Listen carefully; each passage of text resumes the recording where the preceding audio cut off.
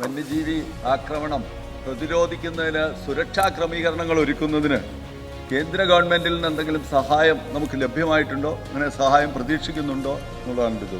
Sir, ചില പദ്ധതികൾ പ്രോജക്റ്റുകളുമായി ബന്ധപ്പെട്ട് അത്തരത്തിലുള്ള കമ്പോണൻ്റ് കൂടി ചേർത്തുകൊണ്ട് നമുക്ക് പണം കിട്ടുന്നുണ്ട്.